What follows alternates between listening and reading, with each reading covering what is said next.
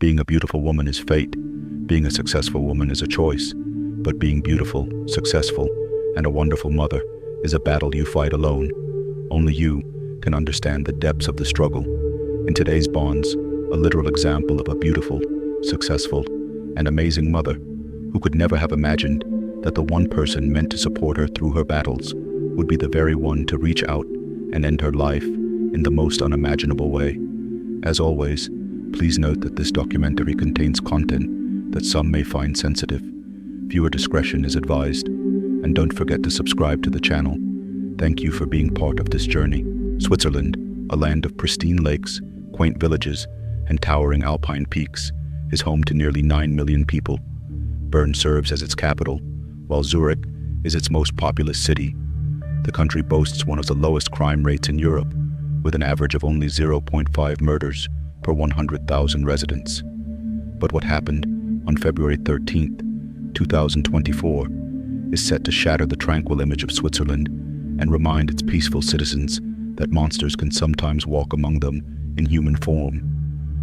If you travel about an hour north of Bern or west of Zurich, you'll find a charming city that sits at the crossroads of France, Germany, and Switzerland. This picturesque city is Basel. South of Basel lies a small municipality called Binningen.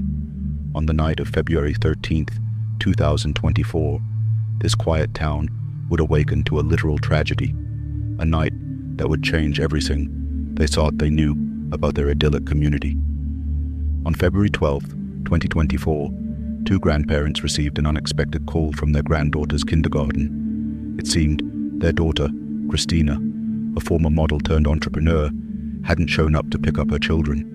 This was unusual. Kristina was a devoted mother, always responsible and deeply caring toward her kids. Adding to the mystery, their son-in-law, Mark, was also unreachable. Something didn't feel right. Concerned, the grandparents rushed to pick up their grandchildren and decided to head to the family home in Binningen. When they arrived, they found Mark, but there was no sign of Kristina. What was even more alarming was Mark's demeanor. He seemed entirely indifferent to his wife's absence. Mark claimed he didn't know where Kristina was and casually offered her father a drink, saying, "She does this all the time. She'll be back later." For hours, Mark acted as if nothing had happened. He appeared unusually cheerful, chatting with Kristina's parents as though it were an ordinary day. Later, he bid goodnight to the children and sent Kristina's parents off as if the evening had been perfectly normal. But Kristina's father wasn't a man who could ignore his instincts. Worry for his daughter weighed heavily on him. Instead of leaving, he decided to search the house. The family home in Binningen was large and upscale, filled with hidden corners and numerous rooms. It took time to search each one. Eventually, he reached the laundry room in the basement, tucked away at the back of the house. The room was more than just a laundry space. Its thick concrete walls and tightly sealed steel door gave it the feel of an isolated bunker. Inside, something caught his attention. In one corner, large black garbage bags were piled haphazardly. From one of them, strands of blonde hair seemed to spill out. Curiosity compelled him to open the bags, and you can imagine what he found.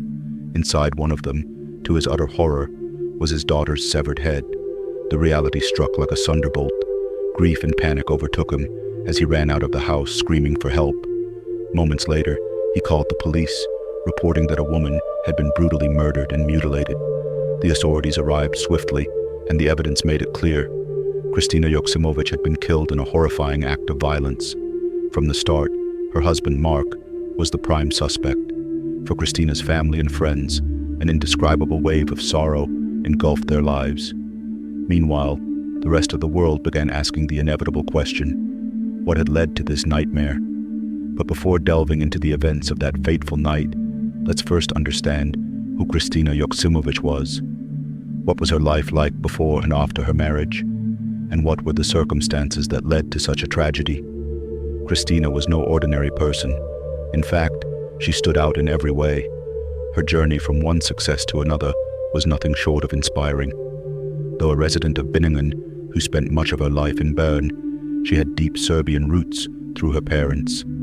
In her youth, Kristina earned the title of Miss Northwest Switzerland in 2003 and later became a finalist in the Miss Switzerland pageant in 2007. Her achievements didn't stop there. She won numerous awards in the modeling world, making her an exceptional beauty by traditional standards. But her talents extended far beyond just her looks. As Kristina grew older and her modeling career came to an end, she shifted her focus to entrepreneurship. She launched her own business, training women in the art of modeling to prepare them for prestigious fashion shows. She also guided newcomers to excel in competitions and auditions. But this wasn't enough for Kristina, a woman of many talents. She worked as an IT consultant for Google while gradually growing her business. On Instagram, her page Catwalk Coach described her as a high heel expert, motivator, entrepreneur, and mother. She offered one-on-one coaching sessions and led workshops promoting confidence, femininity, and body positivity in the bar area.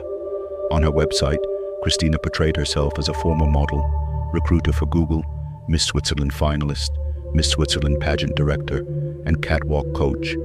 Her clientele included renowned names like Mercedes-Benz, HP, and Philips. She had seamlessly transitioned from modeling to becoming a coach who inspired the next generation of models. Kristina also trained Miss Switzerland contestants to follow in her footsteps and helped businesswomen learn to walk confidently, whether in their careers or personal lives. She was a strong woman who devoted her life to empowering others. Beyond being a model, entrepreneur, and consultant, Kristina was a proud wife and mother to two young daughters, Vera Clara, born in 2020, and Kira Sophie, born in 2021. Despite her professional achievements, she cherished her family above all else. Kristina was as kind and warm as she was beautiful. These aren't just my words, but those of her many friends. On the surface, she appeared confident, intelligent, disciplined, and exceptionally devoted to her family. But while most saw Kristina in an overwhelmingly positive light, the same could not be said for her husband.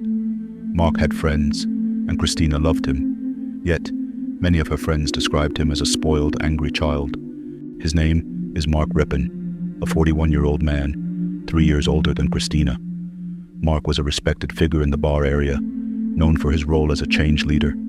This reputation stemmed largely from his upbringing as the son of a millionaire lawyer who had prepared him for a life of success.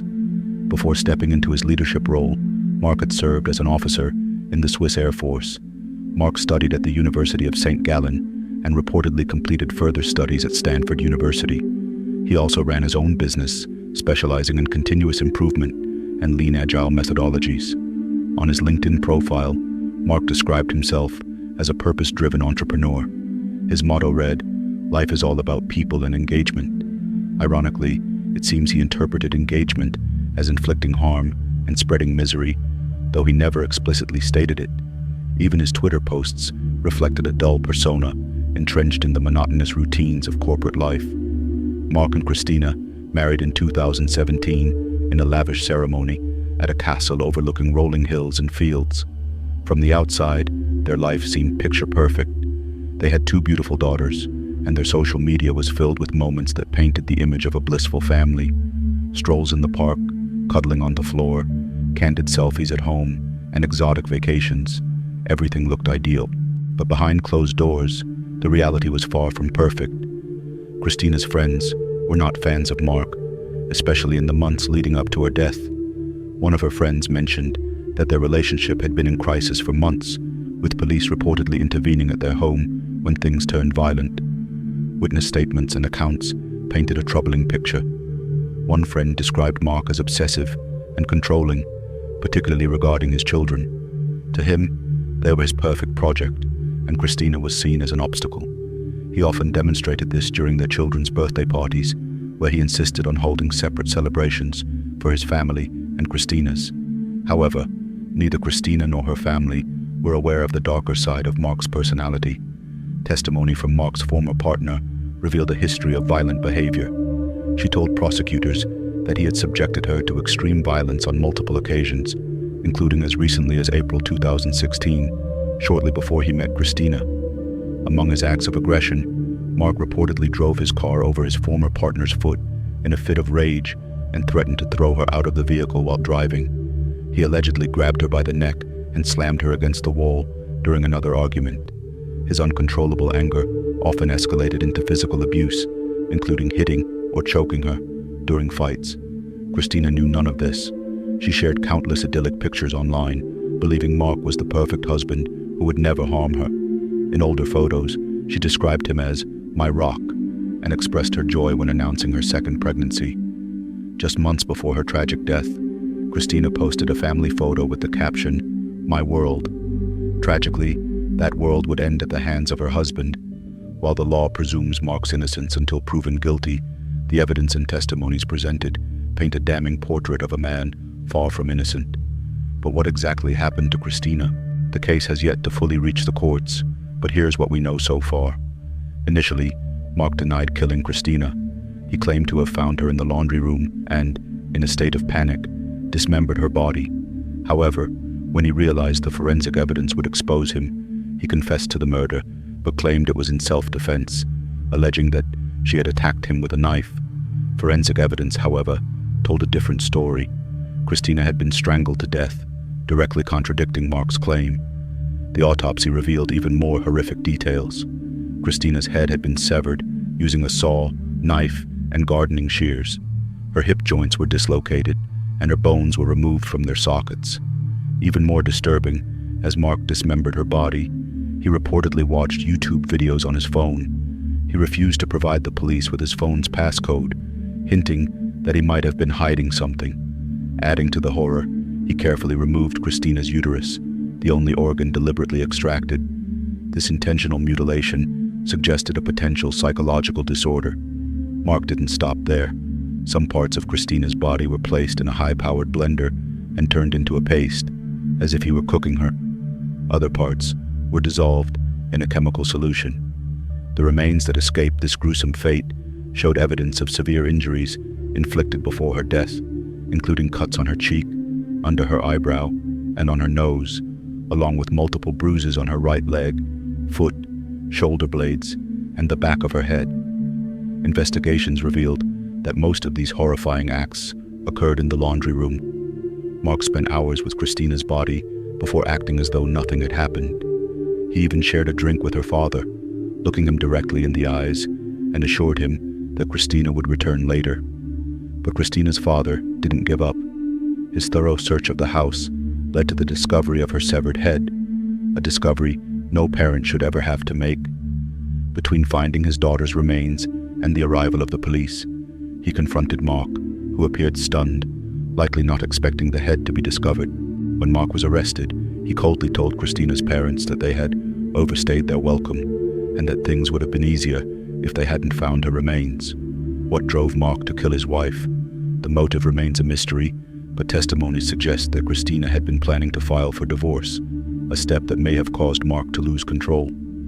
Following his arrest, Mark made multiple attempts to secure his release, but courts at every level, from local to federal, denied his requests. Investigations revealed clear signs of psychological disturbance, an unusually high level of criminal energy, a severe lack of empathy, and chilling cold-bloodedness. The courts noted that his efforts to cover up his crime and act as though nothing had happened reflected a cruel and inhumane nature. His actions in front of Kristina's father exposed a disturbing blend of sadistic tendencies and social dysfunction. According to a friend, Mark showed no remorse. How broken does a person's psyche have to be to display such utter lack of emotion? There is no doubt that Mark will face trial for Kristina's murder.